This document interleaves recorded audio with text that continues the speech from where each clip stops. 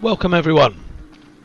Welcome to Tuesday the 12th of January 2021 and welcome to this, the 7th in the 10 race series called the Constructors Championship. I'm RWB Beanster, I'll be your commentator for the night and I'll take you through the format and I'll take you through a little bit of the background as well. For those of you who've watched a few of these before, currently drivers, currently wannabe drivers, welcome to the stream, hope you enjoy it.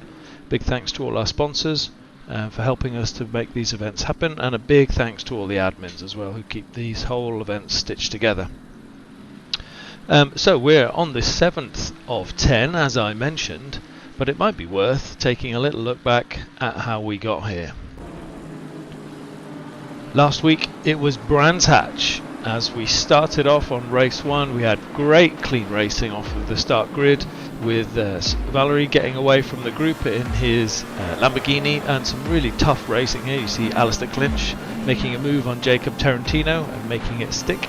A little bit of wheel to wheel there, door to door, great stuff. Radek Schuller in front of us in the Honda getting twitchy on the exit of Clark Corner and down to the start finish straight, nice and clean, but let not one but two drivers through in that incident. And you can see how close it got here as Speed put a move on two drivers. He put it on Taverin and on Bart Matcher, driving up into Druids, which was nice and clean. Everyone making their way through the back marker here, and we're on board with Christopher Taverin, who lets Bart Matcher through. But this was never a race that was going to end on that corner, because it was lap 21. As you can see, Christopher Taverin putting the pressure on Speed here as we go into Sheen.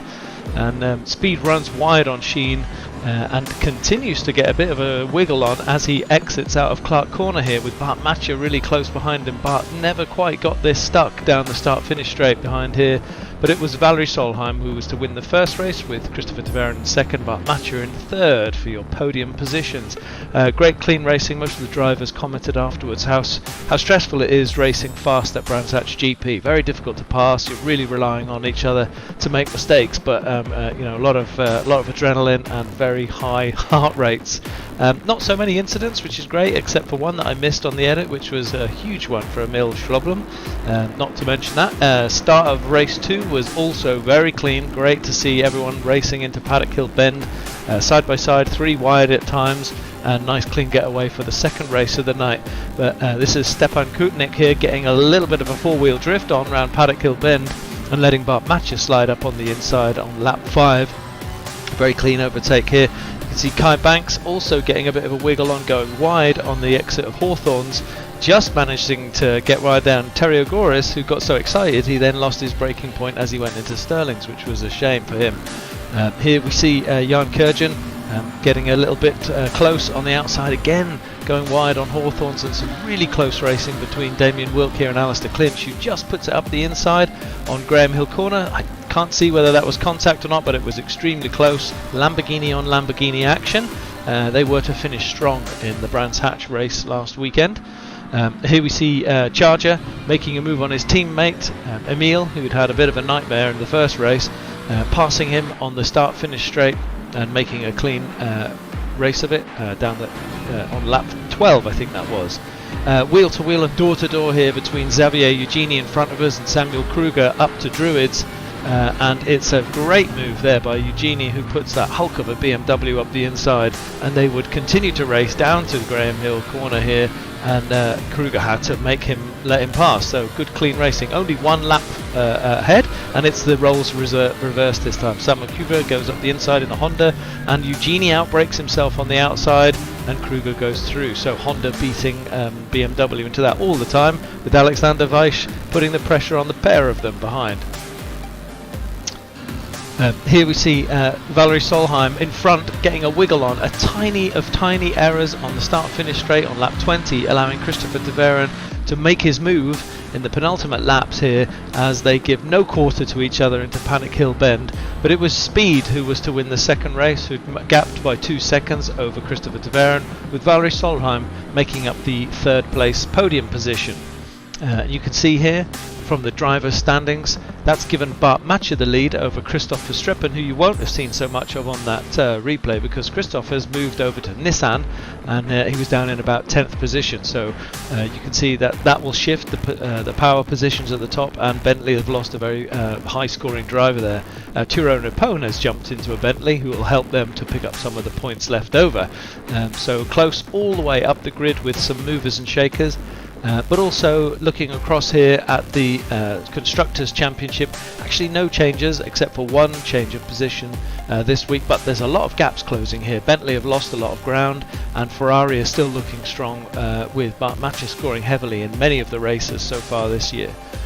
And that was our catch-up, and let's return back to where we are, which you, for the smart ones amongst you who know this circuit very well, will see that we are at Suzuka.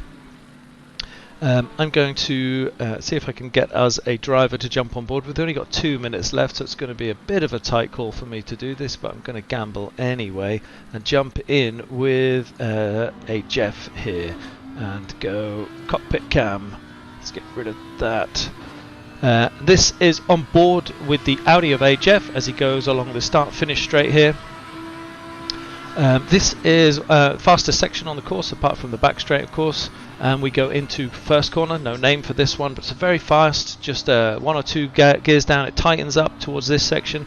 If you get too quick on the accelerator, you'll find yourself off the circuit. And then we go into the first corners here around Snake. These are the first set of S's, and very easy to get yourself tangled in the first couple of laps here. It's all about clipping apexes, and being patient with the throttle as you come round the anti-bank curved and then up to Dunlop. Dunlop very much tempts you in, but can throw you off. Just there. Let's see how quickly I could move to another driver. Okay, that wasn't so bad. So we've just gone round Dunlop, and then we go down to Degner 1 and Degner 2, known as the Degners. Both pretty much you can take a hefty lump of curb on the inside. The second one definitely more than the first. You want to be braking at the end of this right-hander, just on the end of the curb, to get tight into the left-hander, which is hairpin. And then you go through 200R, which is a long and fast right-hander. Nothing complex here, except if you've got somebody on your left-hand side here trying to get round you, and picking your braking point is particularly tricky around 200R, because you're trying to get it over to the left as much as possible, keep the pace into the hardest corner probably on the track, which is called Spoon Curve. It tightens, and it's very deceptive, and it seems to fall away at the end there, and there's a nasty penalty if you go too wide on the outside there. This is the backstretch, full pace up here, flat out, and then however you choose to do 130R, which is this left-hander, either drop a gear and keep it down, or keep in the top gear and just come off the throttle. You've got to pick your braking point very careful for this last section, which is Casio Triangle, into the final chicane there, and then accelerate without losing too much traction into the final straight, which you can gain a lot of time with if you get that last bit right. So that's one lap of Suzuka, and our fastest driver so far is looks to me like it's Christopher Taveren, who has put the Audi, the AMG there, the Mercedes, on the top of the table with a 1:59.955. That's a fantastic lap time. Anything under 2 minutes is an absolutely blistering time here. Schuller in the Honda will be proud of putting the Honda-owned circuit and his Honda on the front row grid. We've got Chris Vickers in the Aston Martin in third. We've got Stepan Kutnik in fourth. Christopher Verstappen has put the Nissan, good for our Japanese colleagues here, has put the Nissan on fifth. Phil Varley has put the Lexus on sixth. Aaron Araday on seventh. Valerie Solheim on eighth, and Jon Kjærgaard on ninth, with Bart Matcher on 10th. Just looking down the track here, I can see, just seeing who's going quicker. Jacob Tarantino is 0.5 seconds up on his previous lap, which would put him in the 2-minute zeros, probably around the 9th position place, which give him a handful of points, or a great position here, and he crosses in 10th, which is good. Most other drivers are settled except for Samuel Kruger, who 0.6 up on his lap, and he's going down the back stretch. He'll make this lap count. 0.6 for Samuel would give him around about 2 minute and 1 second 0.1, which would give him quite a hefty chunk. That would put him somewhere around the 15th position, so it looked like he lost his braking point a little bit there. But no, actually 0.7 still up on here, so I'm looking to see Samuel Kruger making a good 5 or 6 places with this final blast fast lap. Making 15th, great work there. 1 or 2 other drivers are up, but mostly people are settling in the pit, I think, now, so we will just get ourselves settled in for race 1. Right from the top, then, this is a 10 series racing program, but it's a slightly different one. Everyone is racing for themselves. They score points for themselves all the way through the season, so every position is scoring them points, and they drive primarily, I guess, for themselves, but just like it is in real life, in F1 and rally, they're also driving for their constructors. So they're scoring points and accumulating points for each of the constructors. And you'll see that's how it's been working for the first 5 races of the season, but then we had our kind of Christmas break or festive season, took some holiday, and it was that moment where the drivers could negotiate with each other about moving between cars, and there was some lively discussions around which team needed which drivers and which teams needed to get off the bottom of the table and which teams needed to be taken off the top.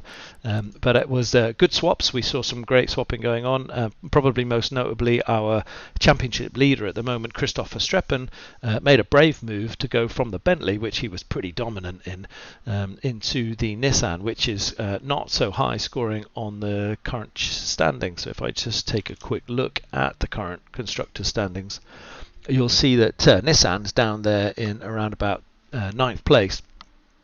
And that's, I think, become Christoph Verstappen's pet project to see how much he can help that team to score those points higher. But Bentley did a great job of recruitment.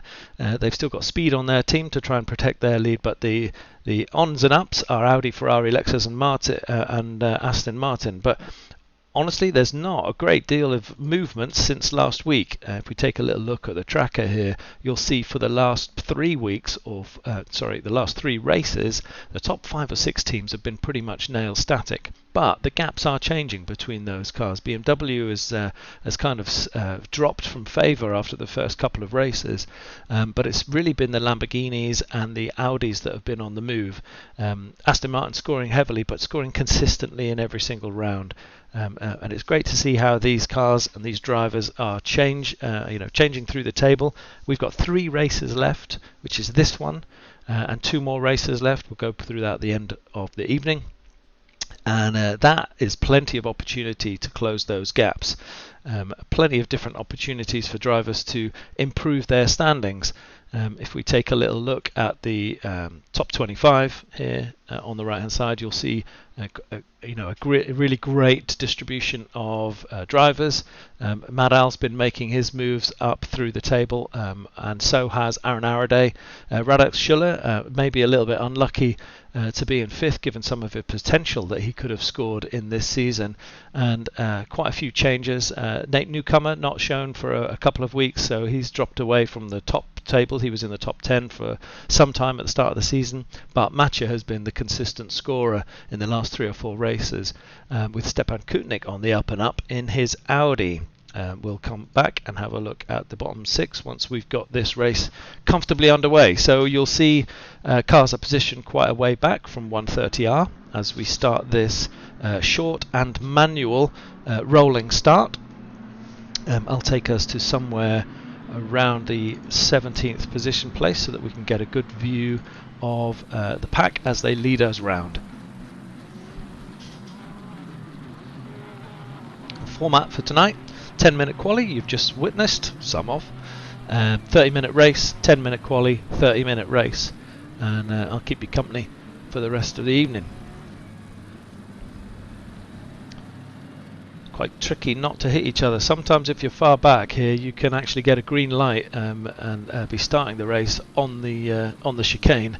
But let's clip forward a bit to the front of the track here and see how we get on going through the first few corners as we match speed, keep in lane, make sure the brakes have heated up, get some heat into the tyres by the brakes, and get ourselves started. Christopher Taveron's going to lead us off with Valerie Solheim in second place and Radek Schuller third, and Chris Vickers in fourth, and we're go. We start the race. I can see straight away Christopher Streppen making a move there on Chris Vickers and sliding up the inside and taking that position with Kutnik for company. Tricking back here to make sure we don't have any incidents. Looking good. Field looking well managed. No concertina effect, but it is tricky through these S's. Got to re-enter the track carefully there on the right hand side of the cars. One driver got clipped, I think, on a re-entry, but otherwise looking pretty safe. A few seconds lost, no major contacts, and we're off. I think the Lexus there will be a little bit disappointed with that, but we're already heading out and down with Christopher Taveron taking the lead and Valerie Solheim in the second place. So Christopher Taveron put in an absolutely outstanding qualifying lap, getting us the only driver to go beneath 2 minutes. And we're into the race as the team start to stretch out. Radek Schuller there, and you can see Kutnik under pressure by from Christopher Streppen, who loses his position to Phil Varley sliding it up the inside. So Christopher Streppen, I think, just got a bit too hot on the braking zone, put himself a bit too deep, and he's let Phil Varley come through. Phil here on the in the middle of our screen under some pressure already from Christopher Streppen, who looks like he might be able to slide that up, and the Lexus there getting a bit of a wiggle on. I fancy that he might have a chance here as we go on board with Christopher Streppen taking us round to 130R. Can't see that he's going to make this move stick. The Lexus keeps itself safe on the inside, and I think that place was protected. Yep, Christopher Streppen tries one on the outside, and if he can make this stick onto the inside, which is a very, very neatly executed move, he could make that land. And this continues, but you could see Phil Varley got a wheel on the curb there, lost some traction, and he'll lose that traction, he'll lose that time through the whole of the straight here. Christopher Streppen getting ahead, but not just that, Jon Kurjan gets his chance as well. Phil's got a chance here to outbrake Jon and Kurjan into the corner, but chooses not to opt so, giving Bart Matcher the opportunity, who gets undertaken by Jacob Tarantino in the mess. So some negotiation going on here at the front for who's in position. Christopher Streppen made a great move on the outside of Phil Varley. That stuck. Phil got slightly compromised on his exit and let Jon Kurjan through as well. So Phil the loser on that particular session as we section of the track as we go back through the field. Checking on Chris Vickers, who's got Samuel Kruger behind him. And Daniel Barnett behind the pair of them as well. So quite a lot of close racing still in these first couple of laps. You can see how tightly packed it is. There's hardly half a second between most of the drivers, and in the rear view mirror as well, still a queue of cars. The circuit through the S's does rather give itself to different types of cars. It's a very slow and technical section of track. And you think he's got the run here, so jumping on board here we are with Samuel Kruger, who looks like he might... I can never get the cameramen to wake up quickly enough, but I can get the helicopter pilot to give me a much better view. Kruger there taking that position. We can see contact in front. That looked a little bit to me like it could have been Kutnik having a slight attack of the Aradays. I can't be sure about that. No, well, definitely wasn't Aaron Araday. But yet, it looked like there was contact. It may not have been the front runners, but because we were in position 15 at the minute. It's AJF. I can see AJF dropping back. That was the contact. Yes, it was Araday and AJF as the pair of them dropped down the scoreboard there. As we continue to watch this, I'll track back. Let's see how Kai Banks is getting on.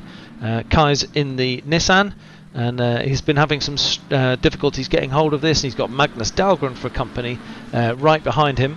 Behind Dahlgren is Daniel Barnett, who put in a really fast lap in the pre-race practice. So he's clearly got the speed in this AMG, and hopefully he'll be dialing that up as he dials in the tyres, I guess. Going further back after Alistair Clinch, who has had a tease, one of our team swappers, came out of the Audis, thought he'd have a go at the Lamborghini, and I always have to say that Lamborghini looks like a real handful. and he's got Xavier Eugenie behind him, who, if we jump on the tail of Eugenie, he's got Napone climbing all over him. And Napone in the Bentley, not the car known for being the most nimble around those slow corners, is keeping good tags on the Beamer.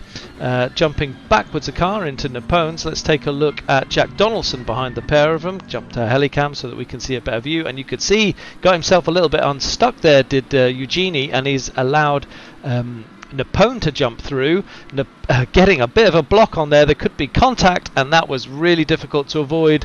What happened was Jack Donaldson made an avoiding movement, got himself on the grass, stamped on the brakes, but there was nowhere to go. Could not help but re-enter the track at the hairpin, and unfortunately took Xavier Eugenie out in the process. He seems to be back, so that's Jack Donaldson returning to the grid with MO plate in 21st. We've got Josh Barton in 22nd, a recovering AJF, don't know how much damage he's picked up after his incident, in 23rd, and Mad Al struggling a little bit tonight in 24th, with Carl Newis in 25th, Robert De Vries in 26th. Looking back from him, we've got Damien Wilk, no, a wrong mistake, that's not true. And it looks to me like Robert put a very late braking manoeuvre on there, but you've got Damien Wilk there with a bad re-entry from one of the drivers. Don't know who that was. I think it could well have been now it's getting unstuck. Very difficult to keep your eye on your braking point when there are cars everywhere around here. Damien's found himself in reverse, and I think we've got a couple of other cars recovering. This is very difficult for Damien because he needs to make a recovery onto the circuit without compromising anyone else's. These cars don't have reverse gear, and they're not very good to get turned on the spot. He may well return to the pits and then recover from the pits, so that was an awkward moment for all of them. Just tracking to the bottom here, keep going through.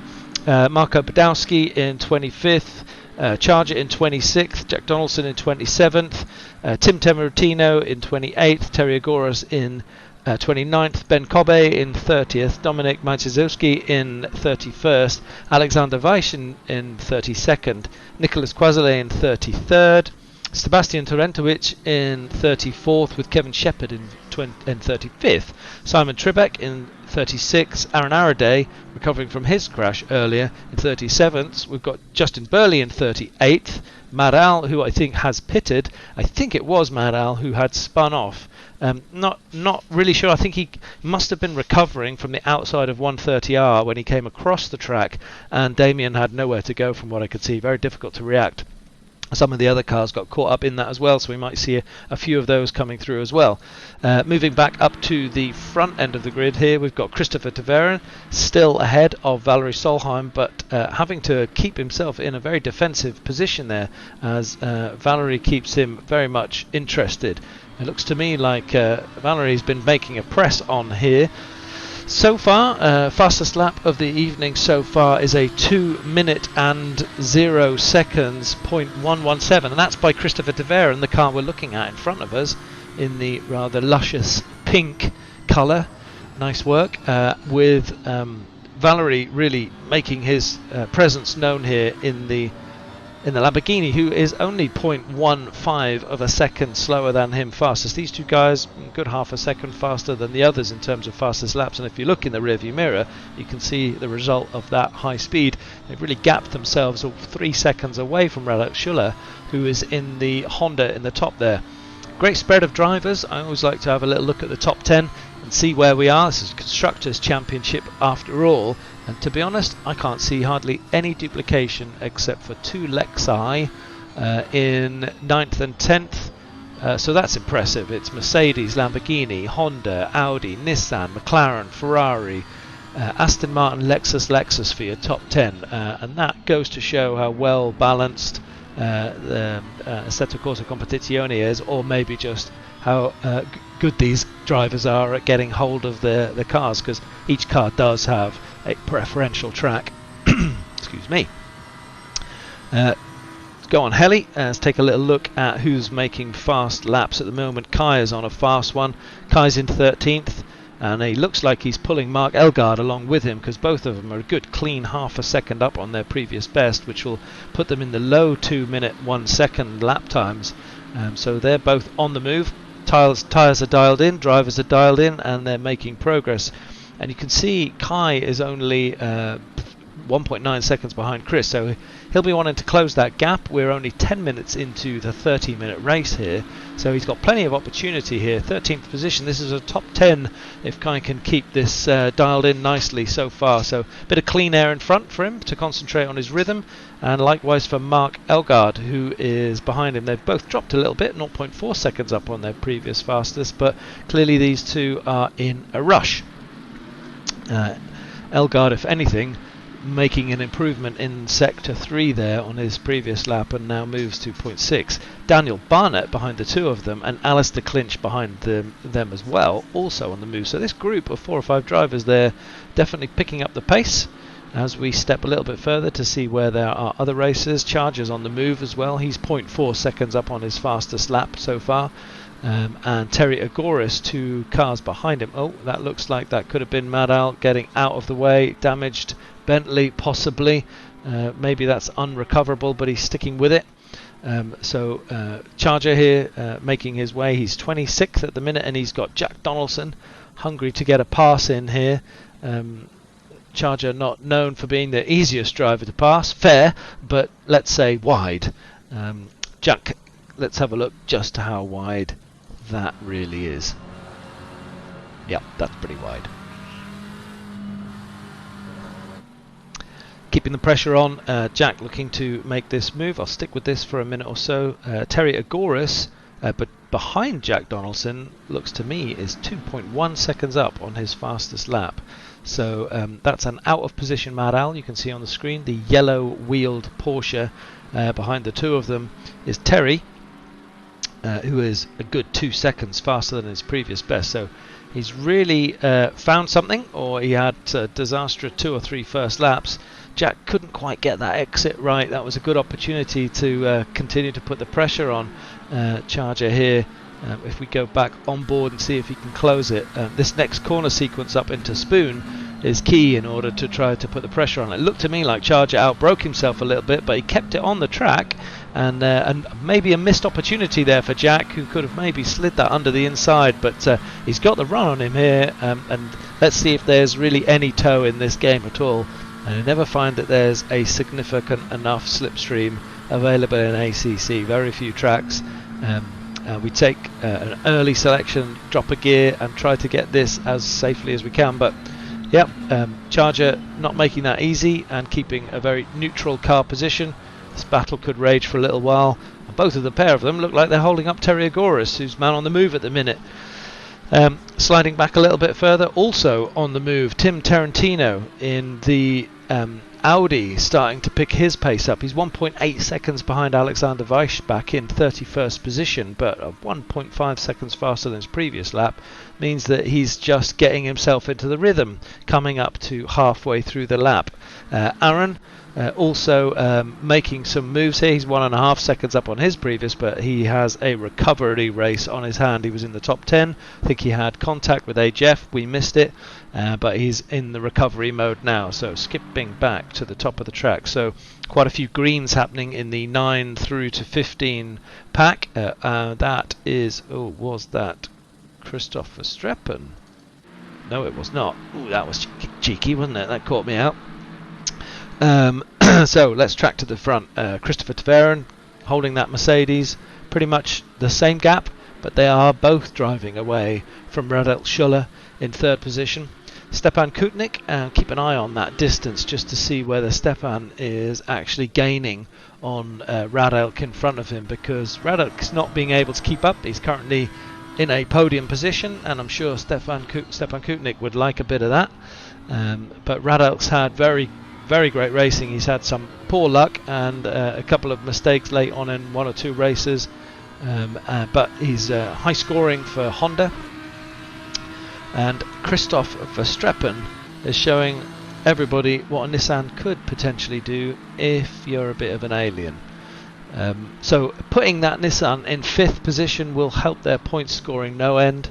But he's not exactly breaking away from Jan Kurjan, who's behind him in the McLaren, and it's good to see a McLaren in the top there, given what we said about the constructors' positions. I'll just flash that quickly out on the screen again so you can see this is the a McLaren in the hands of Jan Kurjan, the team that's currently rooted to the bottom of the constructors table, desperately trying to get themselves a little bit of courage, putting pressure on the Nissan in front. Definitely got the run through the wiggles there. Nowhere really to pass unless you think you can put it up the inside. But Christoph keeping that Nissan on the track nice and easily. Must have himself a nice setup going on there. Let me close the standings away there, and let's have a look to see whether there's any time to be gained here. But behind the two of them, this is the fight for 5th position, is Bart Mathieu and Jacob Tarantino, who are not getting dropped by either of these. If we drop back to Jacob Tarantino's car and take a little look on board, you can see that's very tenable. There's 14 minutes left of this race, and if you're driving in Jacob's car, you've got to fancy that these 3 places are a potential opportunity for you if you can keep it together.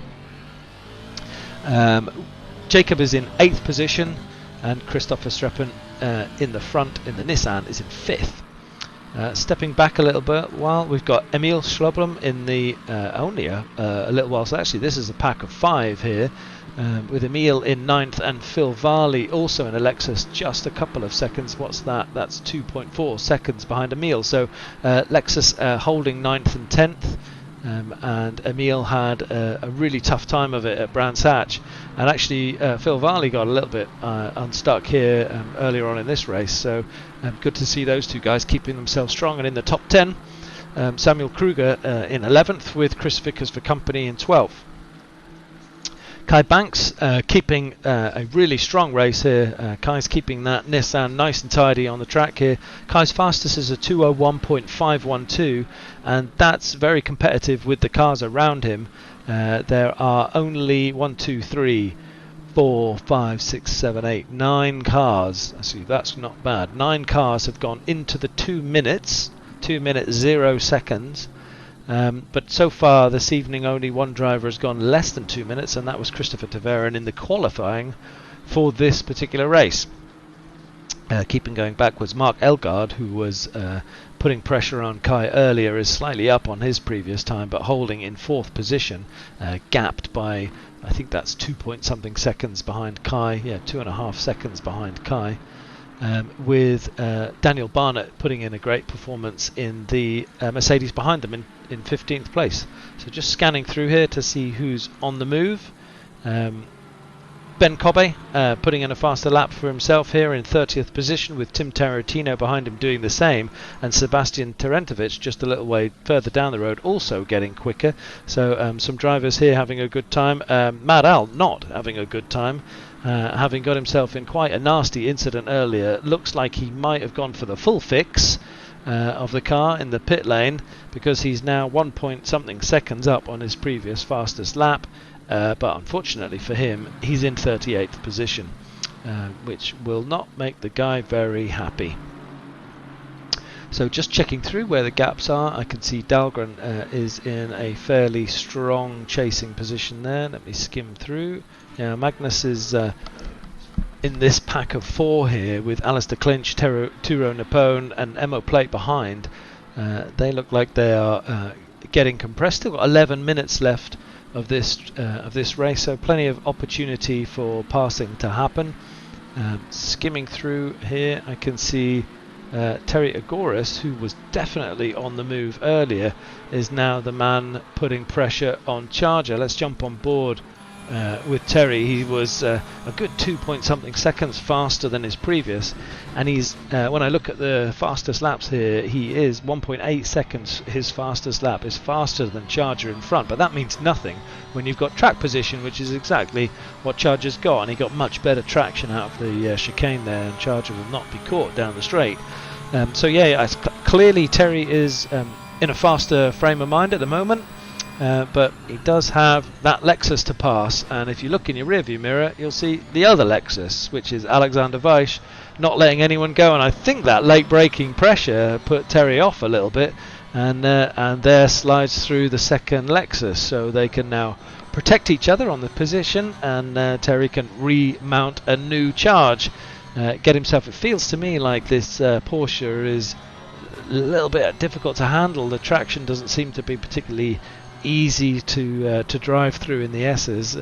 What was an extremely nimble car, slightly shorter wheelbase than some of them, it looks like it's not quite the same characteristics after the tyre model updates in ACC, and many drivers who are big into the Porsche have complained of the such as well. But Terry's doing a great job. He's in 28th position and he's fighting here, both the car and both of those Lexi in front of him. It looks like he got a great undercut there, but can he get that power down? Come on Porsche, make it happen. But it doesn't look to me like he can keep that going. That Lexus just slides through the inside. So let's track a little way up and take a little look at Eugenie, who is pretty close to Jeff. It's actually the other way around. Jeff is pretty close to Eugenie, running a little bit wide on 130R there, but he might be able to keep the pace into this. So in front of us is Eugenie in the BMW.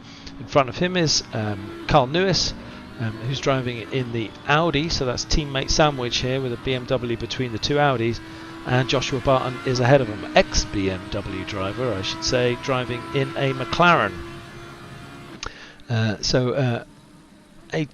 Jeff got himself nicely tucked up on the back straight, but got himself too wide into 130R and is making up the difference through the gaps. And I think that's the thing here. The BMW just has that raw straight line pace, but look at the gap here. I mean, Jeff is just all over him through the S's here. Very difficult to make it safe and a clean pass here. So he'll just be trying to put Eugenie off as much as he can in order to see if he can force a mistake without contact and drive past him. But very easier said than done. Let's take a little look at what that looks like pretty much off the back tail of Eugenie's car. The Audi much more planted, much more secure through the snaky S's, but you've really got to make a massive advantage on this BMW to out drag race it down the back straight,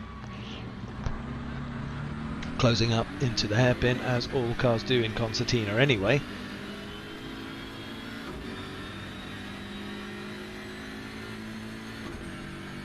And you can see just eking that gap, certainly not closing it until we get into some of the technical corners. We're into Spoon, really difficult corner here. You can hear the BMW notching down a gear, keeping the apex tidy. Now we'll see if we go on board with Jeff, whether it's possible for him to make any gain here.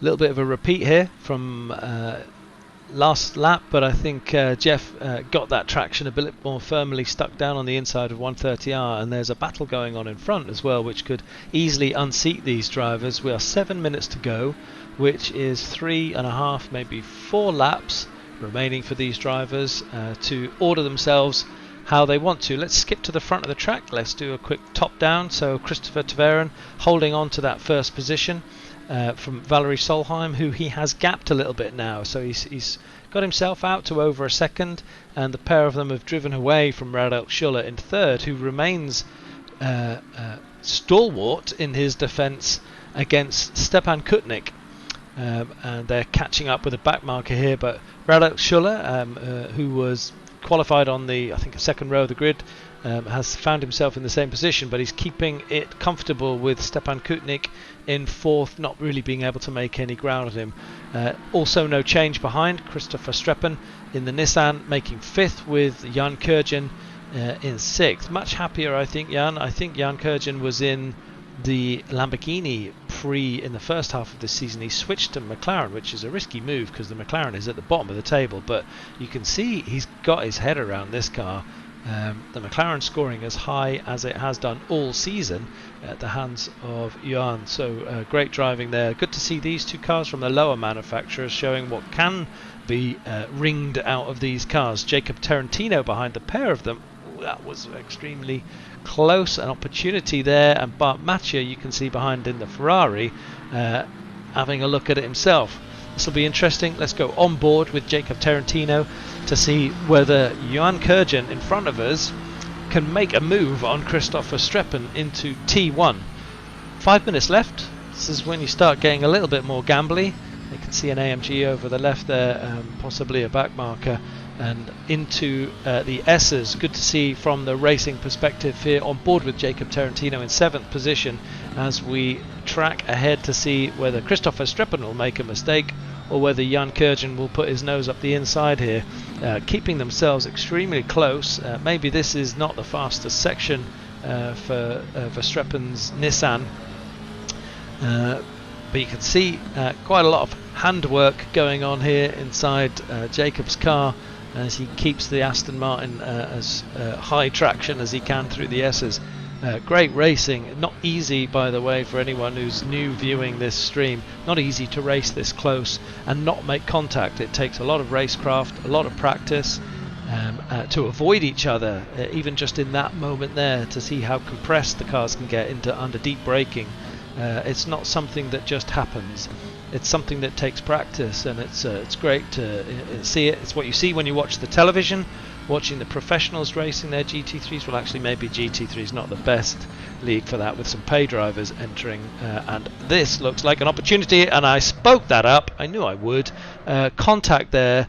We thought we had an opportunity. Jacob Tarantino put his car up on the inside in a place that wasn't possibly his to claim.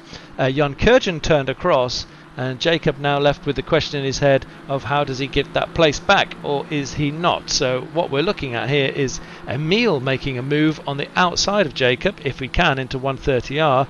That looks like he's going to make that stick, Jacob giving him enough space, but the inside line now is there for Emil to take. But a tough defence going on here from Jacob, who just can't quite make it stick. A lot of traction being lost there, and this battle will continue into T1. I'm sure there are other battles to watch. I'm sticking with this for the moment. Let's take a look on the back of the Lexus to see whether this corner delivers an overtake move. Very difficult to overtake on the outside here. You see he's putting in an effort. They're absolutely door to door as they go round here, but as we enter the S's, the Lexus maintains its lead, but no, it doesn't, because Jacob thinks I can get on the outside, and that has compromised Emil, who has now got Kruger for company as well. So Jacob Tarantino making his move earlier on Jan Kurjan, and making that move happen. I'm not sure whether I was convinced that was absolutely fair. Apologies for that, but that's how I see it. But as it stands, we now have a slight shift over. We have a Mercedes in the first position, with Lamborghini second, Honda third, Audi fourth, Nissan fifth, Ferrari sixth, Lexus 7, Aston Martin 8th, Lexus 9 and Honda 10. So that's 2 Hondas and 2 Lexus, which is great news for those guys who are in a deep battle with each other at the bottom of the Constructors table. Let's take a little look back a little bit further. I'm going to go to position number 19, because you can see this is getting pretty compressed here. We're looking at we're on board with Ema Plate, and he's got Dahlgren in front, who has made contact, I think, with a back marker. I'm pretty sure that's a back marker, so he'll be gutted about that. We saw Marcus Dahlgren there just spinning off on the left hand side, and that's given the place to Emo Plate, and Turo Napone is up the road from him. So what was looking like a reasonably safe manoeuvre for the pair of them got themselves a bit tangled with a back marker, and that cost dearly for Magnus Dahlgren, who will return to the grid. Talking of incidents earlier, we did see Damon Wilk have a very nasty incident, and I can see he does not look like he's coming back into this race. We have a retirement potentially from Marco Badowski as well. Justin Burley on track here in 37th. Mad Al, who we saw have a really bad collision out of 130R, in 36th position. Minute to go left of this race. Nicolas Croiselet in 35th. Kevin Shepard in 34th. Simon Tribeck 33rd. Domino in 30th. No, Domino looks like he might have dropped off the server. Tim Tarantino 32nd. Aaron Araday in 31st. Incident earlier in the race, he was top 10. Sebastian Terentovic in 30th, with Ben Kobe in 29th ahead of him. Terry Agoris was on the move and is still, what a surprise, behind Charger in 27th, with Alexander Weiss in 26th and Robert de Vries spinning in 25th and 26th, going backwards. A Jeff in 24th. He had an incident earlier in the race with Jack Donaldson in 23rd and Joshua Barton in 22nd. Carl Lewis has made 21st with Xavier Eugenie in the BMW in 20th. Marcus Dahlgren, now recovering from that impact, is in 19th, having lost the place to Emo Plate. So only one position lost there from Magnus. I'm sure he'll be upset about it, but that's racing. Turo Napone in 17th, Alistair Clinch in 16th, and Jan Kurjan in 15th. We're looking at Daniel Barnett in 14th with Mark Elgard currently behind Kai Banks, who is in 12th. Chris Vickers is in 11th.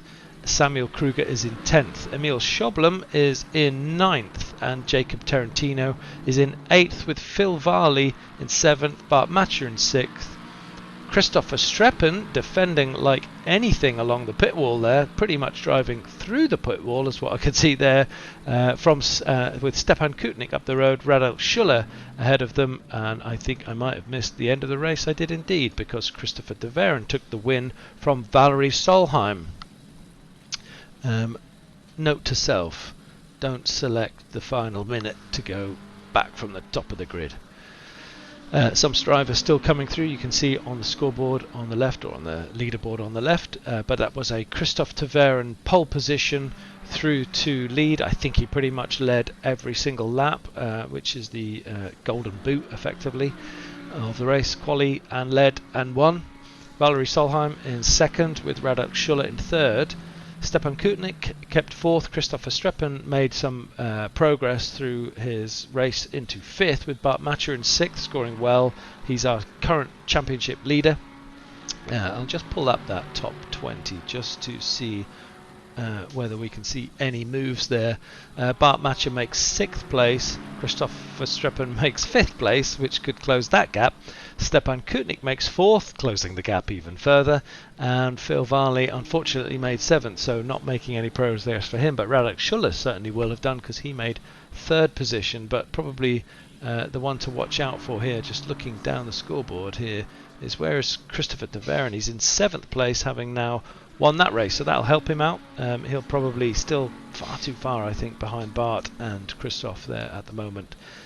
Looking back to the second half of the grid, I won't be able to get them all on the screen at the same time, I don't think, but you can see the bottom half there, also making some great progress. Jan Kurjan scoring very high, and I think other high scorers there just running through, obviously Valerie Solheim. Okay, that was race one, very action-packed, and we will start quali for race two in a moment.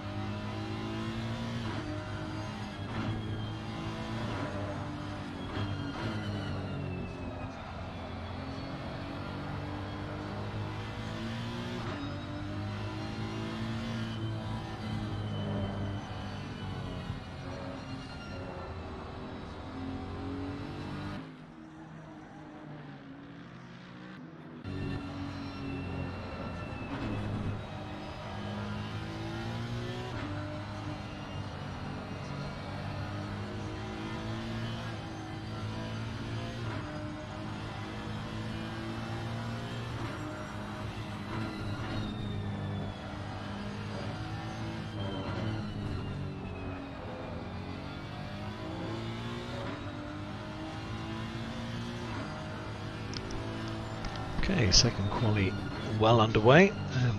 Let everyone do their outlaps and we'll start to see how the timing is coming through.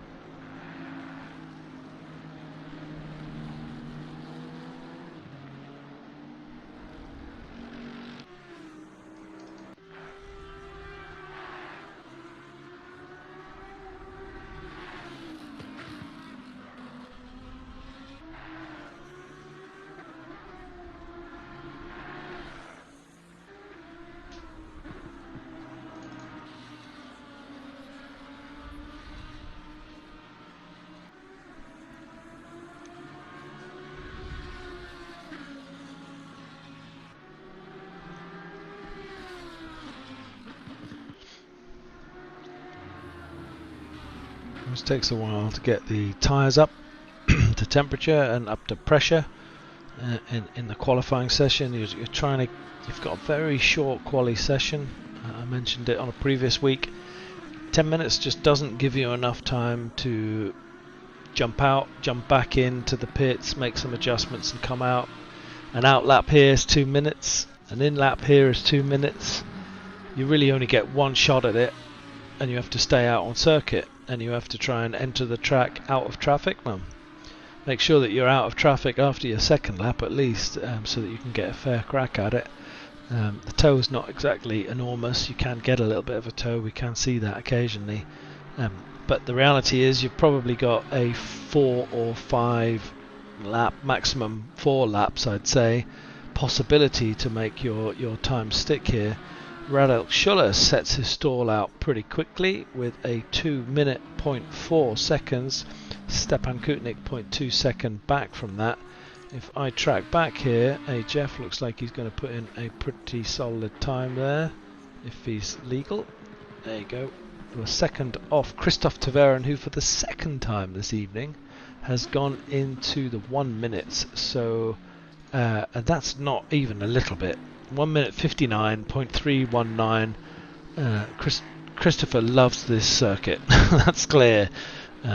Making that AMG work its ass off.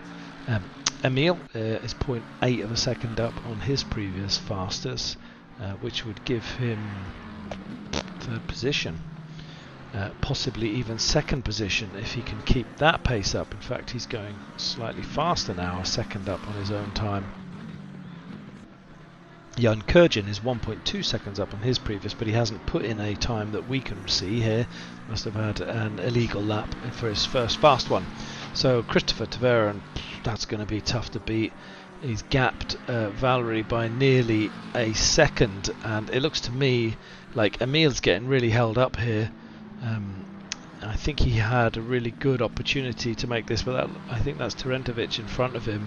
And I think he's going to have to basically reset and come at it again, because he's now down to 0.4, 0.3 of a second, which is a 0.7 loss, and that's how the cookie crumbles in a very, very compressed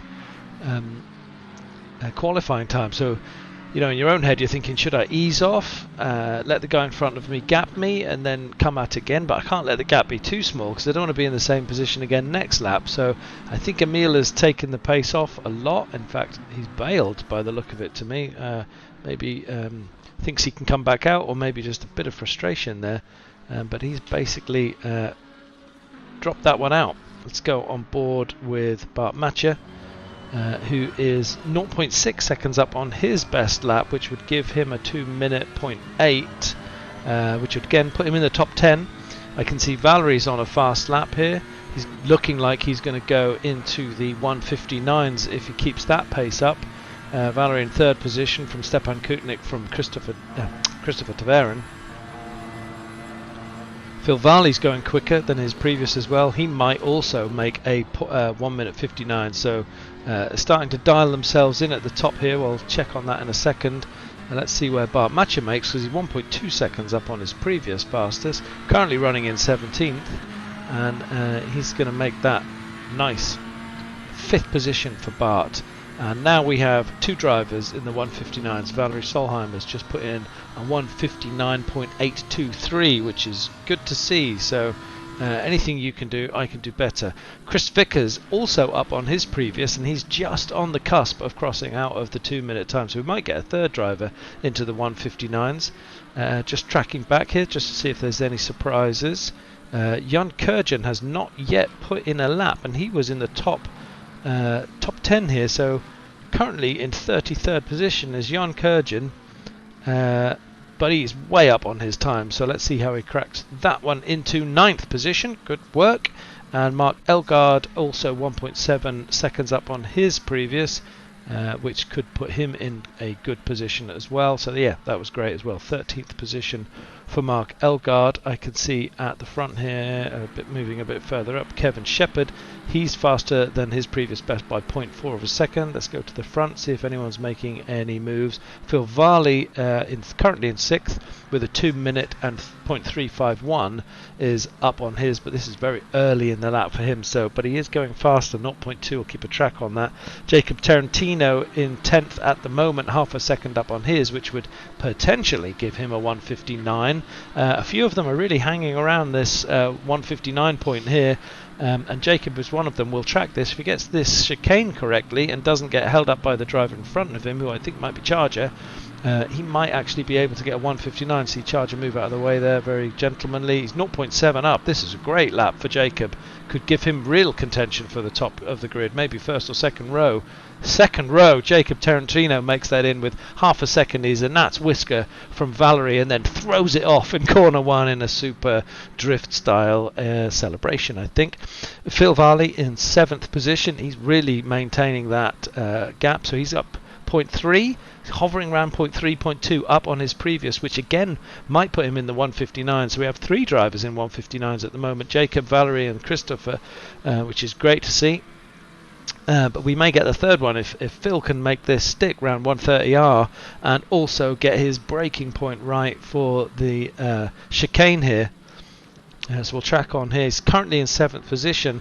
It looked like he missed his apex there, but he might have sacrificed some speed at the start to gain it at the end. He's 0.2 seconds up, which is on the border of 2 seconds. I don't think he's going to make the 159s here, but it's going to be close. Phil Varley making it through to 4th position. 2nd row. Quali is over. We've got a couple of movers here. Christopher Verstreppen in 14th position is 0.4 of a second up on his time, which will give him not enough to get a couple of places, I think. Maybe 10th at best. 10th. Oh, I'm good at this. My mathematics is great. 11th position for Schuller's going to move up as well. He's 0.2 seconds up on his. He goes 6th. Great result there. Samuel Kruger in 16th coming round with a 0.2 up, but it's Emil Schoblum here is 1.1 second up on his previous best. That'll give him a 159. This will be interesting. From 17th position, if this is a legal lap, he's on 1 second faster than his previous one. That'll be just on the cusp of 159. Will he make it stick? 4th position for Emil. Awesome. And that gave him a 159.934. So we have 1, 2, 3, 4 drivers. Our front 2 lines of the grid have made it into the 159s. Fantastic work, great to see. And we'll take a short break there for the drivers as they get themselves settled.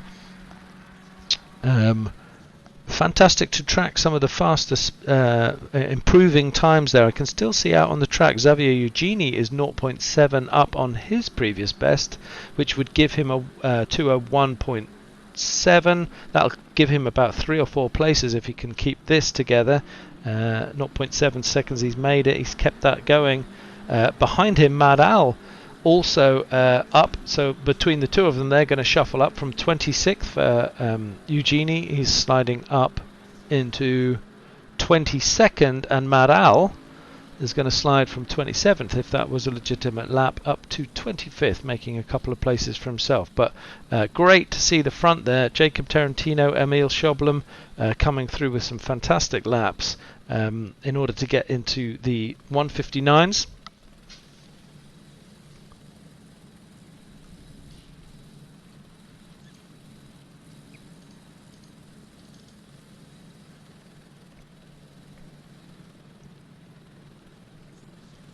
What's great to see here is you look at the deltas on the drivers from Christopher Taverin in first place. He gapped the field by 0.5 of a second, which is astronomical. When you then look at the rest of the teams, 0.1 second between second and third, 0.1 second between third and fourth, and it continues 0.1, 0.1, 0.1, less than 3,000ths between Stepan Kutnik and Jan Kurjan, 9th and 8th.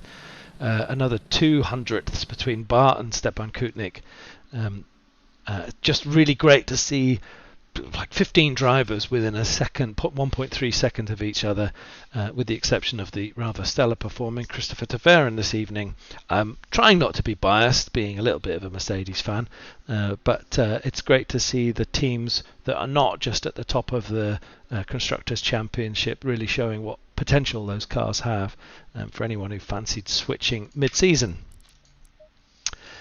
I'm going to skip a few cars back so that we can get a better look of this start off. Got a couple of minutes for the drivers to do whatever they need to do to get themselves in the groove.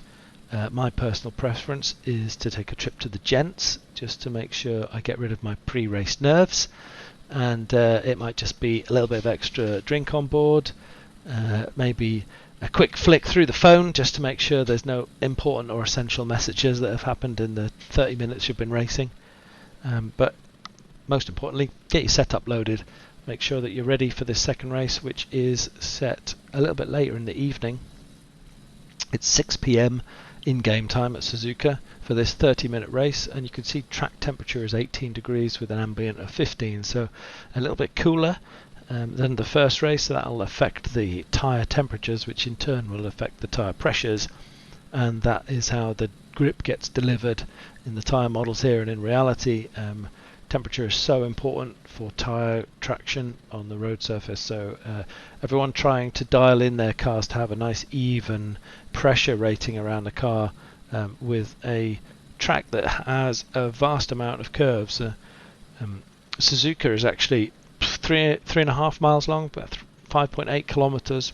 I think it's 17 corners here, so it's extremely corner rich, let's say, but it has just something of everything. Two really blasting fast straights, some extremely fast corners in 200R and 130R. It has a hairpin, it has a couple of parabolicas, it has some offsets. It's just got absolutely everything you could want from a racetrack. And a blinding history. My favourite memories of Suzuka were of the TV coverage of Ayrton Senna launching the very first Honda NSX, their first foray into a two-seater sports car. He was at the top of his game, and it was just great to see a Formula One driver showing off what Honda could do. They were really spearheading Formula One at the time, so that's one of my fondest memories, apart from both him and Prost punting each other off in consecutive years here. So here we go, second race of the night. Let's go back a little bit further just to watch the drivers as they keep a track on each other. Again, just really great to see through the season. We were a little bit messy, let's be honest, when we were starting some of the races, particularly into T1 and T2. A lot of concertinaing happening, and then I think over the race season, a lot of the drivers who joined RWB to take part in this have realised, that there's a good way to take corners 1 and 2, and it's not the place where you win the race. So let's get ourselves ready. Christopher Taverin leads us off, pole man for the second time, and he had a clean race start last time. So let's see if Valerie wants to put the pressure on him even further this race, as we set ourselves off and we go green and start the second race at Suzuka. It looks to me like the Lamborghini got a bit of a jump on Christopher there. He'll cover himself off into T1, and you can see he gets a bit of a slide on. Valerie fancies his chances around the outside, and for company they've got Emil, who's hungry for some of this action as well. So Emil putting himself in a great position. I'm going to jump back a little bit, and I've just managed to catch an incident there, which looked to me like it was Marcus got himself caught out, Marcus Dahlgren, jumping back a little bit further just to make sure we're going through. So one contact, I think, through the S's as we go through. That's kind of manageable, let's be honest, with 38 cars going through the S's. So nice work, and everyone pretty much making this first lap, which is the most important lap, to get right. Skipping forwards here, another incident. I think I just managed to pick up Chris Vickers, who got himself very much in a difficult position here. Sorry for the bouncing camera as the helicopter pilot seeks the best angle, but that's really difficult for Chris. He can't just slam it into reverse and go back onto the grid. That would just cause the most monster pile-up, and he does the right thing. He'll absolutely have been chewing his face off with anguish to get back onto the circuit, but that's exactly the right thing to do under that circumstances. He's relegated himself to the back of the grid, but paying for the mistake that was made by not taking anyone else out in that situation. Going to the front here, Christopher Tavern, wish he didn't have such similar names, has dropped the lead from Valerie. So Valerie's taken his Lamborghini into first place. We missed that while we were tracking through the grid, but I can't see that Christopher Tavern's going to let that get away. The pair of them, I'm just looking in my rearview mirror, I'm sure I saw a car going sideways. I didn't. I didn't. But I can see the races are continuing. These two are pairing off, right? So you've got Valerie Solheim having a good old battle with Christopher Tavern at the front, and Emil and Jacob having their battle for third and fourth position. Don't know where to take my eyes at the minute, but I'm going to step back a little bit further and see how Jan Kurjan is doing with Phil Varley for company and Bart Matcha also keeping interest. And you can see the trail behind them. Radel Schuller, Stepan Kutnik and Jeff make up our top 10 with Christopher Tavern. Christoph Verstappen in 11th place. He finished 5th in that Nissan in the previous race. Emo Plate in 12th. Daniel Barner in 13th. Turo Napone in 14th. Kai Banks in 15th.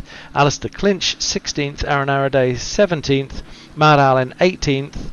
Mark Elger 19th. Samuel Kruger 20th. Xavier Eugenie 21st. Alexander Weiss in 22nd. Kevin Shepherd 23rd. Robert De Vries is in 24th with Charger in 25th. Carl Lewis is 26th.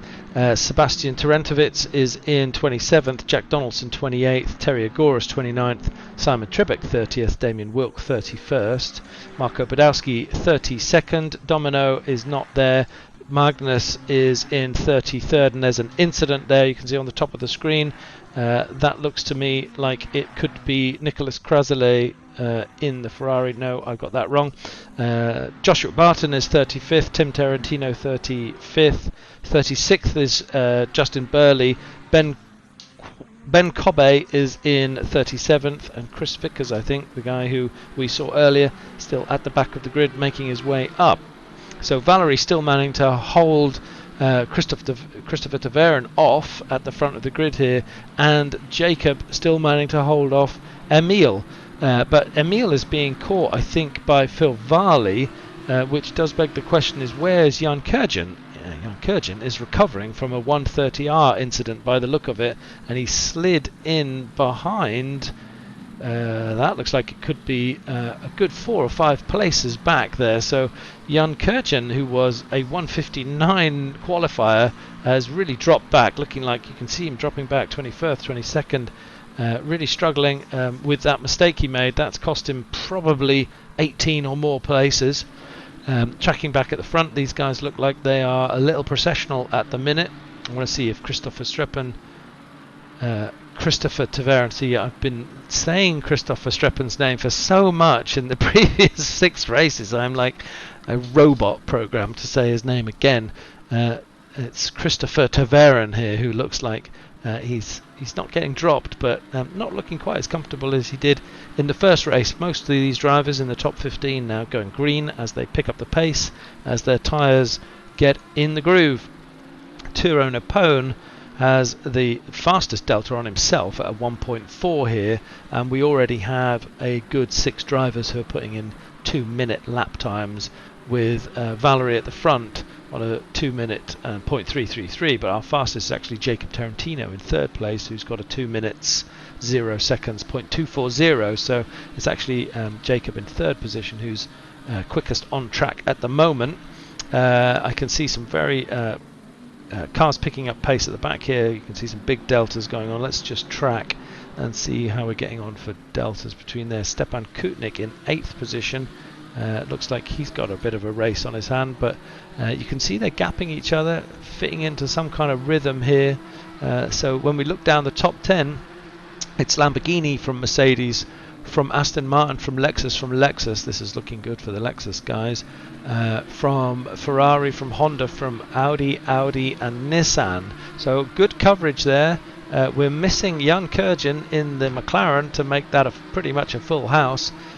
We also don't see a Bentley anywhere here, so obviously for those of you who are a little bit more alert than I am, no speed here, so points that speed would normally be scoring in the Bentley not getting scored this week at the moment, and it's up to Matt Al to keep that happening with also his teammates as well. Looking back here, got Matt Al in 17th position, Napone in 12th.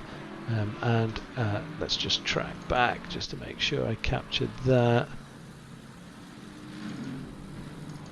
Yeah, I think we actually only have 2 Bentleys here tonight, so that's going to be a tough night for those guys at the top of the scoreboard.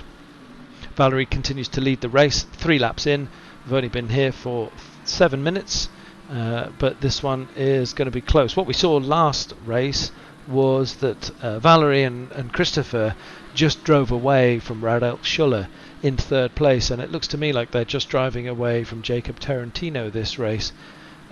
Just checking where Schuller is actually. There you go, Schuller is in 7th position, so what was a 3rd position drive for last race and very solidly done.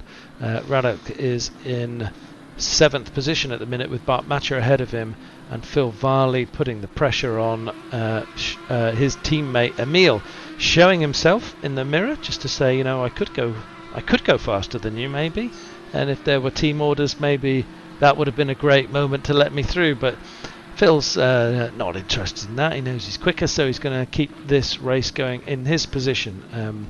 Looking backwards now from Phil onto Emil, and let's go back to Emil and look back from Emil onto Bart Matcher, who is also there for company, pretty close between this pack. That camera shows it off very well. You see on the leaderboard there, it's not 0.3 seconds. There's less than a second between many of these top cars, and if you run your eye down all the way down through to 23rd, there's just so little gaps here, but nobody yet making a move. Very difficult for me to track all the potential overtakes, but you can see this view's great as you see the snaking going behind, all the cars evenly spaced out, but it looks to me like Bart thinks he might have an opportunity to pass pretty soon. Let's jump on board with Bart and see what that looks like from his perspective. Wrestling that Ferrari around the corner, round into Dunlop there and down to Degner. The Lexus having a good evening so far. 2 of them in the top 10 the previous race, and 2 of them comfortably in the top 5 this race, which will do their Constructors Championship point scoring no harm at all. Ferrari's trying to slide up on the inside there, but this Lexus really does have a lot of drive out of the corner. One of the cars I think that has been positively affected by the changes in Assetto Corsa Competizione over the last couple of months. Quite a few drivers now finding it quite a preferential car. It always was the wet race car, but now it seems like it's quite an all-rounder, a bit of a personal favourite as well. Go to the Helicam and see whether this Ferrari can make this stick. Back on board. Really nothing happening when it comes to the slipstream here, but if you make this right, I think we'll find a defence move going on here.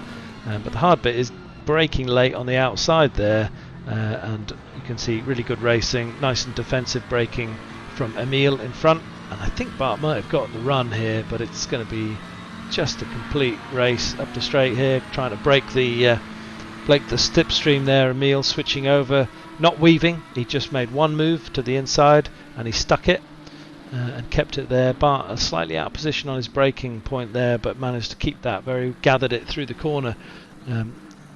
Easy when you're on the absolute limit of traction and you're trying to find your way through, especially when you've got Radek Schuller in your mirror. It's easy to make a mistake, but it's great to see Bart, who is our current championship leader, showing what he's made of. Valerie still tracking at the front here. Got some skipping back through the track here just to see a little bit further back. You can see Mark Elgaard. He's on the move, a little bit faster than his previous lap. He's 0.3 seconds up, but there's quite a train behind him. Daniel Barnett, Mad Al, Samuel Kruger, Xavier Giugini, all in a row behind, but nobody really making any moves at the moment.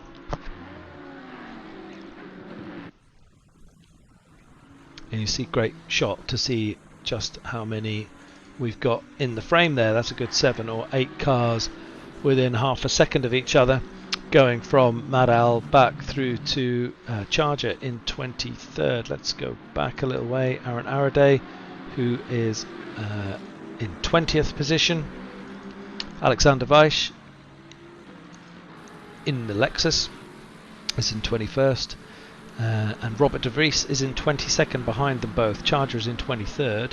Looks like he's got a little fresh air there as well. Kevin Shepherd in 24th. And Jan Kurjan, who is pretty much driving out of position here given his quali time and also given his race performance in the first. Looks like he fancies his move up here.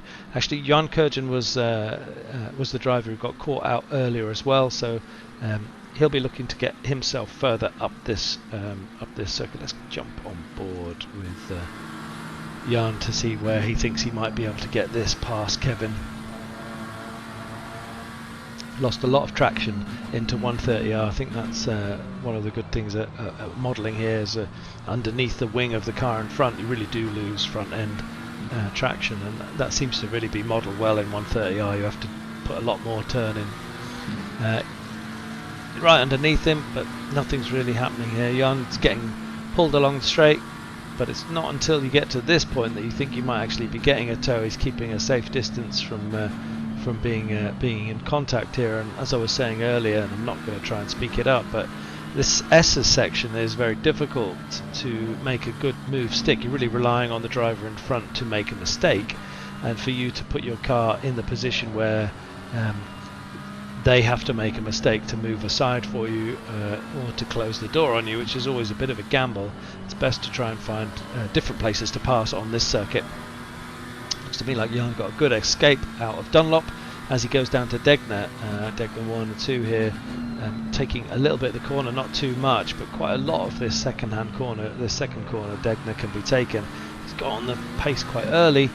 Difficult to make the dive up the inside here because normally the driver in front will defend the inside, as we see from Kevin, and that's perfectly legitimate. And this stressful race for Jan continues as he continues to put pressure on, but it's extremely difficult to find a good parking space. I'm going to stay with him for a couple more corners to see whether he can make a move on Spoon. Spoon's one of those corners which is very technical, easy to get wrong, but it looks to me like Kevin got a wiggle on, but he's covered himself off, collected the car, and I think we're back to status quo because Jan at best will put his car next to him, but I'm expecting Kevin will move across into more of a defensive position here. He's not doing so, but really that's just not enough pull in the McLaren to make that position count. So Kevin had a little wobble through Spoon, but he managed to cover himself off, get himself back onto the apex to close the door.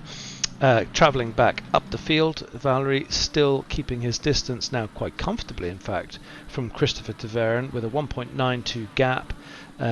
Jacob Tarantino is 4 seconds behind Christopher Tavern, so looking to me like unless these guys at the front make a mistake, even though we're 15 minutes into this race, at this end of the pack, consistency is something that most of these drivers have. I nearly spoke that up as well. Most of the top 10, top 20 drivers are very consistent in their lap times. We're halfway through the race, and I expect, unless mistakes are making here, these guys will continue in these positions. Jacob Tarantino is in 3rd, but Phil Varley's not letting go. So Phil is still interested in the back end of this Aston Martin, and he's been tracking him for most of the race here, looking to see if he can force a mistake out of Jacob, who's having a sterling race. These are the guys who are making it into the below the 2-minute lap times.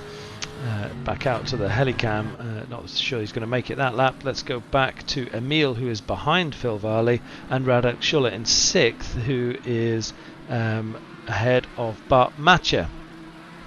So Bart, Matcher and Stepan Kutnik and AJF, and if we go to AJF, who's the back Audi there, and take a look, you'll see this 4 are all fighting position. So we're currently on board with the 9th position man, who has just lost control of it as I went on board. I really do have a nasty nature of picking that up.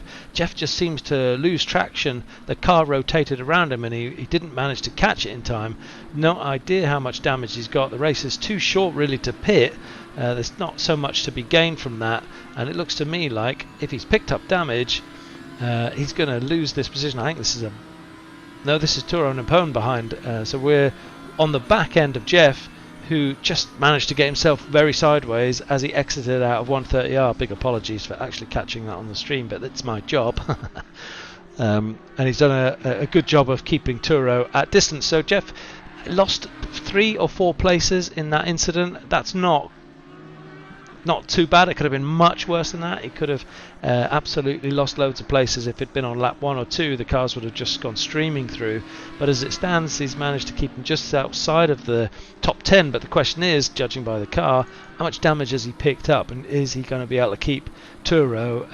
And for that matter, Kai Banks, who's just a little way down the road as well, driving strongly for the Nissan this evening. I'd be happy with his performance. Mark Elgard is in 14th, Alistair Clinch is in 15th, with Daniel Barnett in 16th. Samuel Kruger is 17th, Maral is 18th, and Xavier Eugeni in 19th. Nice little race going on here with Aaron Araday in 20th, and that makes up your top 20. Drivers who are slightly out of position. Let me just check if I've got any retirees. Carl Newis, I think, has left the server. Magnus Dahlgren, who we saw spinning in lap 1 or 2 down in 37th here, he had a wheel-to-wheel incident in the S's. Ben Cobbe in 36th, with Justin Burley ahead of him in 35th. So this is for track position. Watch this for a minute to see how these guys get on. I think that's T1. I think Justin got a little bit too much on that, and unfortunately they took each other out. Justin's got a rotation out of T1 there, and didn't manage to catch it in time, and caught up with Ben Cobbe, but I think he made it through safely. So going forwards, Tim Tarantino looks to be a retirement. Nicholas Crozelet in 34th. Domino in 33rd. No, he's off the server. Marco Badowski is in 3rd. Chris Vickers is in 32nd. Simon Tribeck is in 31st. And wow, look at that in front of him. This is race on race on race here. Holding my breath almost to see if they're going to make this through. Going to go to Helicam. We're on board with Simon Tribeck. And you can see somebody has taken the safety route off the track there. Or is that disconnection, because there was an opportunity to come back on the safety road, but he's let all of the other one pass. That could have been Marco Badowski being a little bit smart about how he got round it. No, it was not Marco Badowski. He's in 33rd. So running forward, Simon Tribeck here, who was having a bit of a ding-dong with Kevin Shepherd there.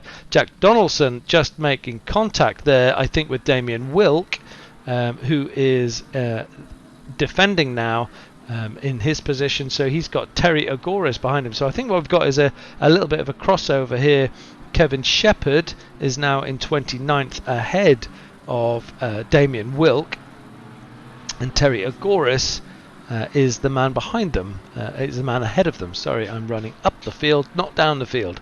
Sebastian Terentowicz is in 25th, Charger is in 24th, Jan Kurjan in 23rd, Robert de Vries is in 22nd, with Alexander Weiss in 21st. Aaron Araday is in 20th, Maral in 19th, Daniel Barnett in 18th, Xavier Eugeni in 17th, with Samuel Kruger, Alistair Clinch, Mark Elgard, Kai Banks, Turo Napone chasing Jeff in 11th position. Let's go on board with Napone and see if he can make this stick. This Bentley has some grunt up the straight. He just needs to get the exit clean out of the chicane here. He might have a chance, but I don't think that's going to happen.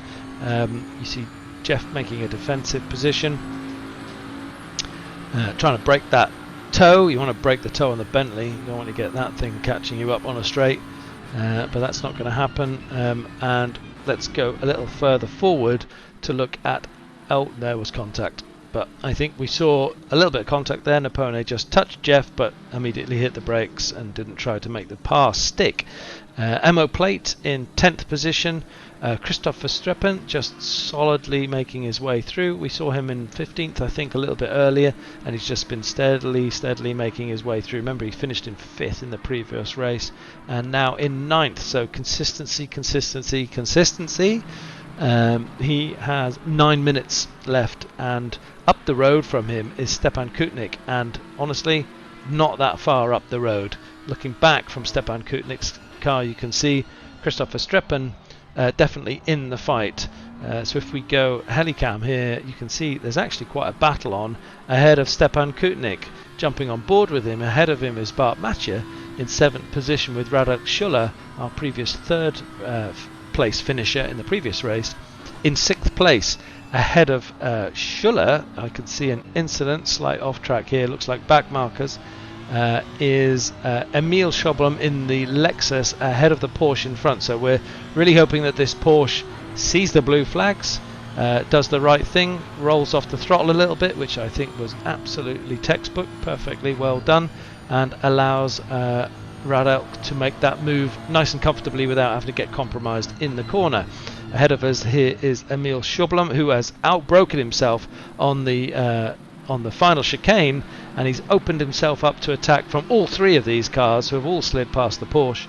And I think maybe Emil still now struggling to keep the tyres at the right pace here. We've got 7 minutes left of this race, and he's now totally in defensive mode, with Radek trying to put one on the outside into T1, and Bart Mathieu sniffing around to see if he can make anything of this. But you can see these 4 drivers, this is all fighting for 5th place, looking very close, running up the table there. Phil Varley is only 0.7 seconds off Jacob Tarantino in 3rd, but we'll stick with this because this looks where the battle is happening. In fact, if we jump on board with Stepan in the Audi at the back there, we'll see just how close this really is. Next to each other, door to door, as they go round Dunlop, but Mathieu's going to cover himself off into Degner 1 and 2, but Stepan is not giving up, and he's not quite able to keep it through Degner 2. So jumping back on board here with Stepan Kutnik to see how he can wrestle this around the hairpin. Check your rear view mirror, and there's Christoph Verstappen joining the party for the final 6 minutes of this race. So as if it wasn't stressful enough, he's found his pace, and he's hungry for more than 9th place. But Stepan Kutnik is extremely fast driver, had a great season so far, so you've got to fancy that he's got a chance here. Bart putting in some lock there, you can see his steering angle all over the place as he tries to hold that in spoon. I think he's compromised himself. He's going to have to go defensive into 130R, and then it gets very, very interesting. I'm jumping into the helicam to see how this works out as Christoph Verstappen makes a nuisance of himself behind the pair of them.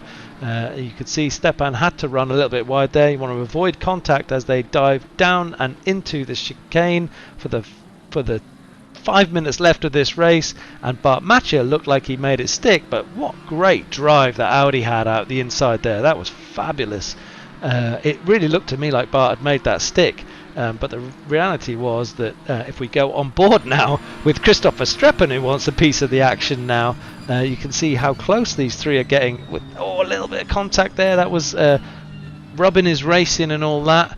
But that has put Bart out of shape. He was already getting a little bit sideways in spoon, and since spoon he's had to keep these 2 at bay, and it's actually Christoph Verstappen who looks more menacing in this position now, already catching up Stepan Kutnik before, taking advantage of that situation, and moves himself up to 8th position, I think, despite the board saying he's 9th. Bart Mathieu not giving up.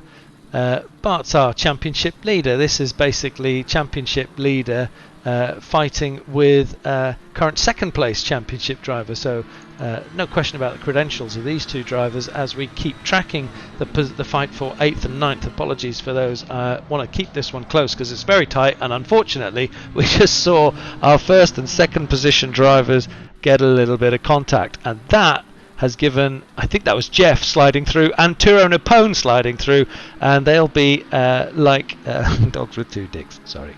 That's just a great move. Slid through the inside there, and Jeff now moves up to goodness knows what position, because that's definitely not 11th. He looks like he could well be in 7th position now. Looking back on him, I would say with 4 minutes to go of this race, this is Jeff's to inherit this, jumping back to Turo Napone's, who now has Verstappen for company. So Verstappen went backwards there, a little bit of contact with Bart Matcher, our first and second championship position drivers getting a little bit hot with each other. That makes me squeeze underneath the hairpin earlier, and Verstappen losing a lot of traction there, and just Bart Matcher just sliding through.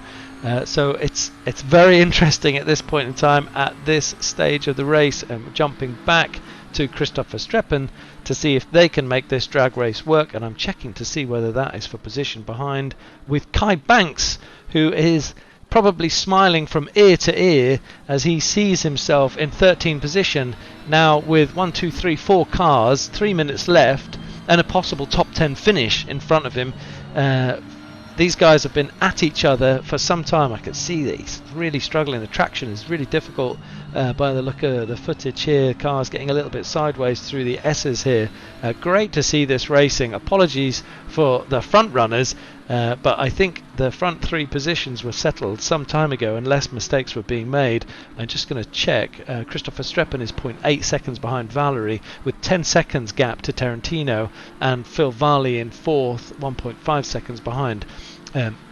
Emil is 2.4 seconds behind, but it's actually this race here from Jeff backwards that looks like it's where it's really happening on the circuit. Radek Schuller is less than a second behind Emil Schublem in 6th position, but actually this is one of the battles I wanted to check, because I can see this one is going to go to the wire. Let's track Bart Matcher, who's still interested in regaining that position from Verstappen, having made contact previously, jumping on board here. Still got hunger. There's 2 minutes to go of this race, which means this lap and the next lap to go. We're fighting now for 11th place, but it doesn't matter where you're fighting for, you're fighting, and that's the great thing about the racing here. You'll be in 30th position, having a ball of a time, making your way through. Christopher Streppen, by the way, is 0.5 of a second from Valerie Solheim at the front there, so whether he's starting to make the pressure on in that last lap, seems to have gained quite a lot of time. I'll keep my eye on that if I can. And this battle continues to rage. You can see Turo Napone ahead of us in the Bentley, quite comfortably ahead, with Jeff in front of him. Looks to me like those contacts might have settled. We've now got ourselves with a final lap to go for Valerie Solheim. I'm going to check that, because Christopher Taveren is thinking, why not? It's the final lap of the race. Let's see if I can really put the squeeze on Valerie. These two guys have been at the front in both races, but it was in the reverse order for the first race, and that might be a slight psychological advantage for Christopher Taveren, who was qualifying in first position in both races, and he might fancy that he can get a move on here. It's going to be extremely difficult for him to catch this up, because he's 0.4 of a second and he is decreasing that gap, but it's going to require a mistake from Valerie to make this happen. We did see Valerie make that mistake last week in Brands Hatch. It was the most minuscule of mistakes, but it was enough for Christopher to slide through and take a position from him in the final corners, in the Clark corner. But to me, I can't see how Christopher can make this, and I think we're looking at this week's second race winner, with only a couple of corners to go, but of course the tricky chicane to go at the end here. Valerie keeping Christopher at bay at the moment. Picks his braking point nicely, nice and safely. He just needs to get this exit clean, which he does so. That looks to me like that is our first and second position racers coming through nicely. He did get a toe on the end there, but not quite enough. Less than a car length between the two of them. So Christopher Taveren in second from Jacob Tarantino, in third with Phil Varley also thinking maybe there was a chance for it in fourth position. Not quite enough either. Emil Schublem nicely in fifth, with Radek Schuller in sixth, Stepan Kutnik in seventh, Emo plate in 8th. Great racing from Emo in the Honda HF, making a great race. He'll be very happy with that. In 9th, Turan Opone in 10th. There's some Bentley points for you. Christopher Streppen just managing to keep Bart Matcher at bay in 12th. Kai Banks in 13th. Mark Elgard 14th. Alexis Clinch 15th. Samuel Kruger 16th. Xavier Eugeni 17th. Daniel Barnett in 18th. Aaron Araday 19th. Alexander Weiss in 20th. Madal 21st. Robert De Vries 22nd. Jan Kurjan 23rd. Charger 24th, Sebastian Taventovic 25th, Kevin Shepherd 26th, Damien Wilk 27th, they're going for it. Chris Vickers in 28th, Terry Agoris in 29th, again close finishing for these guys with Jack Donaldson behind him in 30th, Marco Badowski in 31st, Simon Tribeck in 32nd, Joshua Barton in 33rd, with Domino not here, Nicholas Croiselet in 34th, Ben Kobe 35th, Tarantino in 35th, and Justin Burley 36th, or quit. Can't see. Great racing again. Thanks to everyone at RWB.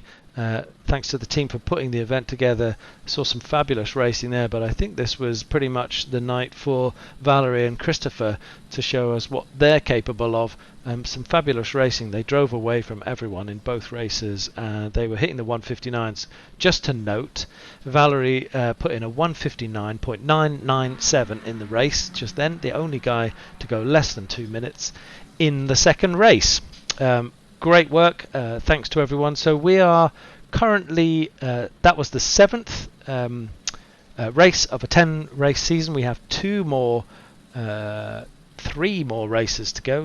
We have 8th, 9th and 10th races to go. Next week on the 19th of January we'll be in Barcelona, and that will be a night race, so some testing required for temperatures and pressures on tyres, and some customization of what it's like driving around Barcelona at night. Following that, on the 26th of January we'll be in Hungaroring, and then the finale of the season will be in Mount Panorama. So thank you to everyone for watching, and I hope you really enjoyed the racing tonight, and see you next week.